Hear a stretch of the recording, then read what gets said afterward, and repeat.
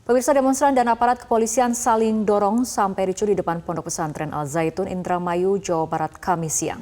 Pengunjuk rasa saling dorong dengan polisi saat merangsek menuju gerbang Ponpes.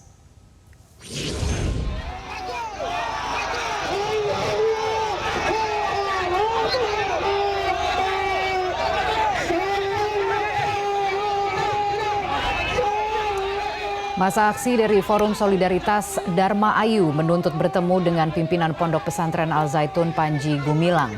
Saking ingin ketemu, masa terlibat saling dorong dengan polisi. Barikade polisi menghentikan masa pada jarak 100 meter dari gerbang Ponpes. Negosiasi antara masa aksi dan polisi berjalan alot. Kita cukup bergerak tapi jangan menjatuhkan tangan.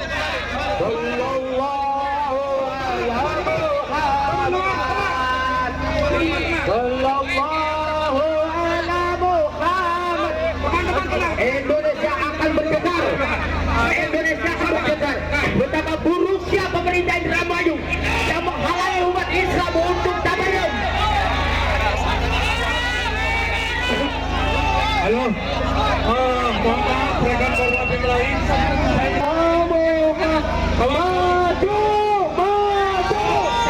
Pengunjuk rasa merangsek menuju gerbang Ponpes dan saling dorong dengan polisi.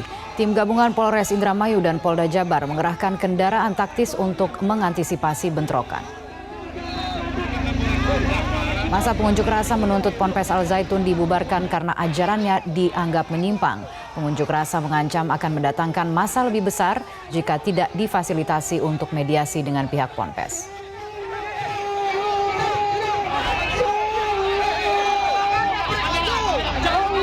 Sementara terkait kebutuhan kereta rel listrik, Menko Kemaritiman dan Investasi Luhut Binsar Panjaitan memastikan tidak ada impor KRL bekas. Rencana impor KRL bekas yang menjadi polemik disebut melanggar Perpres, Kemenperin, dan Kementerian Perhubungan. Luhut menyebut untuk memenuhi kebutuhan rangkaian KRL, pemerintah berencana mengimpor 3 rangkaian baru. Tidak ada impor. Pak, ini untuk kebutuhan masyarakat penggunanya gimana, Pak? Kenapa? Untuk kebutuhannya gimana? Tidak ada masalah, sudah kita hitung semua, kita exercise. Ada jago-jagonya di sana yang ahlinya, dan mereka maparkan kemarin semua kendala-kendala bisa diselesaikan. Tapi kita tadi akan mengimpor 3 saja yang baru untuk menutupi, tapi itu butuh waktu 1-2 tahun. Jadi kritisnya itu hanya 2 tahun depan sampai tahun 2025. Pemirsa, Wali Kota Surakarta Gibran Rakabuming Raka menolak permintaan Ketua Umum PSI Giring Ganesha agar foto dirinya dipasang di baliho. Sikap Gibran ini berbanding terbalik dengan sang adik Kaisang Pangarep. Putra sulung Presiden Joko Widodo menyebut permintaan Giring itu disampaikan melalui pesan singkat WhatsApp kepada dirinya, namun permintaan itu ditolak Gibran. Ayah dari Janetes itu beralasan foto dirinya jelek, sehingga tidak memberikan foto tersebut kepada Giring. Gibran tidak mengetahui apakah foto dirinya itu akan dipasang baliho di Jakarta. Gibran justru menyinggung soal PSI yang hobinya memasang foto di billboard. Sikap Gibran menolak permintaan foto untuk dipasang di baliho ini berbanding terbalik dengan sang adik Kaisang Pangarep yang lebih memilih untuk memberikan fotonya. Belakangan baliho Kaisang banyak ditemukan di kota Depok, Jawa Barat. Lagi mau malah Mas Giring minta foto untuk dipasang di billboard, Mas. Rasa nggak dikasih, Mas. Rai kuela. Muramu tuh. Jangan ngomong dulu, Mas, yang baju biru pakai yang navy. Kalau Kaisang kemarin kan ngasih, kalau Mas Gibran nggak. Anda tuh ini ya teman-teman angkat dulu baru. Wali Kota Surakarta Gibran Rakabuming Raka muncul sebagai nama yang paling diinginkan warga Jawa Tengah dalam temuan survei Parameter Politik Indonesia yang digelar pada 2 hingga 11 Juni 2023. Direktur Eksekutif Parameter Politik Indonesia Adi Prayitno menyebutkan potensi Gibran di Jateng 1 sangat besar sehingga sayang jika dikorbankan demi posisi Wakil Presiden maupun Gubernur DKI Jakarta.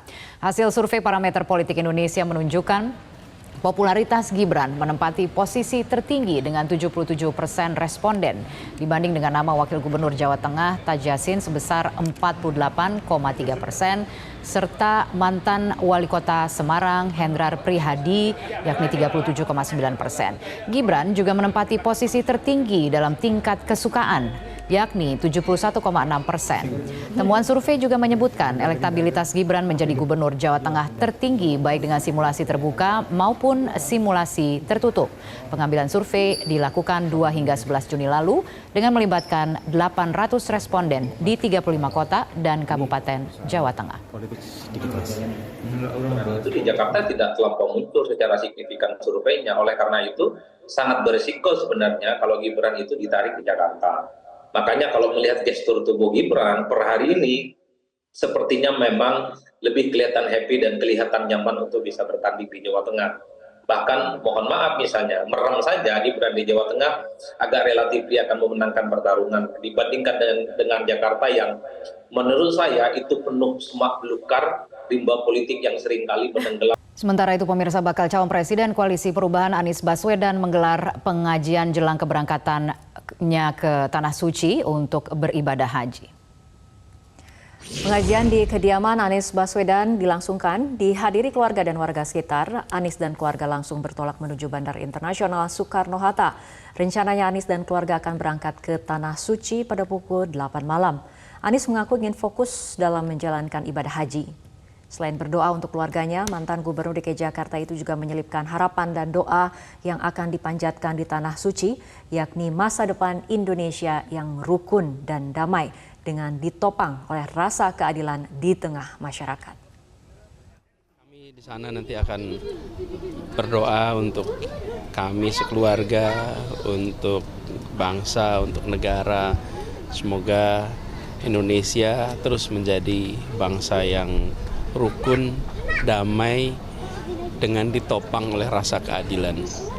Dengan adanya rasa keadilan, maka apa yang kita rasakan sebagai pembangunan di berbagai bidang bukan hanya dinikmati oleh sebagian, tapi dinikmati oleh semua.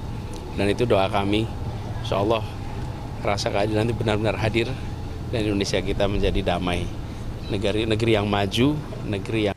Pemirsa, 3 partai politik pengusung bakal calon presiden Anies Baswedan, Nasdem, Demokrat, dan PKS sepakat pembahasan mengenai siapa calon wakil presiden pendamping Anies telah selesai. Koalisi menyatakan bisa saja Anies mengumumkan sosok cawapresnya sekembali dari ibadah haji.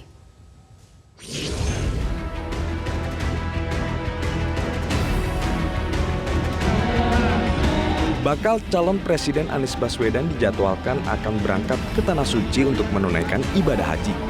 Sebelum berangkat ke Tanah Suci, Anies rupanya telah menyelesaikan urusan calon pendamping atau bakal calon wakil presiden bersama tim 8 yang merupakan perwakilan dari masing-masing partai politik pengusung. Semua partai pengusung Anies yakni Nasdem, Demokrat, dan PKS sepakat dengan bakal cawapres pilihan Anies. Soal cawapres sudah dianggap selesai dan itu sekarang ada di tangannya Pak Anies, karena itu langkah-langkah menuju pada persiapan pendaftaran, persiapan kampanye itu harus dilakukan. Berarti persiapan yang paling dekat adalah untuk acara 3 partai koalisi perubahan begitu Pak? Iya, jadi bukan deklarasi. Jadi kita akan berkegiatan bersama keliling Indonesia lagi. Mengenai nama Agus Harimurti Yudhoyono yang sempat menjadi kandidat terkuat mendampingi Anies Baswedan, Partai Demokrat tak ingin lagi berandai-andai. Demokrat kini percaya sepenuhnya siapa bakal cawapres pilihan Anies. Kita sebetulnya menghindari berandai-andai gitu ya. Kita tunggu saja nanti sampai Mas Anies mengumumkan lah. Berarti 3 partai ini sudah tidak keberatan sama sekali dengan satu nama yang dikantongkan Mas Anies, seperti apa? Menurut saya sudah clear lah ya. Karena semuanya kan sudah menyerahkan sepenuhnya kepada Mas Anies gitu. Tinggal Mas Anies mengambil keputusan yang sekarang juga kan Mas Anies mengkomunikasikan juga dengan seluruh pimpinan partai-partai. Tapi ya semuanya juga bisa menjaga integritasnya lah. Jadi Ketum AHY juga menjaga integritasnya, ada etika politik yang sama-sama kita harus saling hormati. Bakal cawapres Anies kini semakin menjadi teka-teki. Selain AHY, nama-nama lain yang sebelumnya sempat mengemuka diantaranya Gubernur Jawa Timur Khofifah Indar Parawansa, Putri Presiden keempat RI Gus Dur yakni Yeni Wahid, hingga nama Menko Polhukam Mahfud MD. Namun Mahfud MD sudah menolak tawaran menjadi cawapres. Mantan Ketua MK itu berpesan koalisi pendukung Anies harus dijaga agar proses demokrasi dapat terus berjalan. Tim Liputan, Metro TV.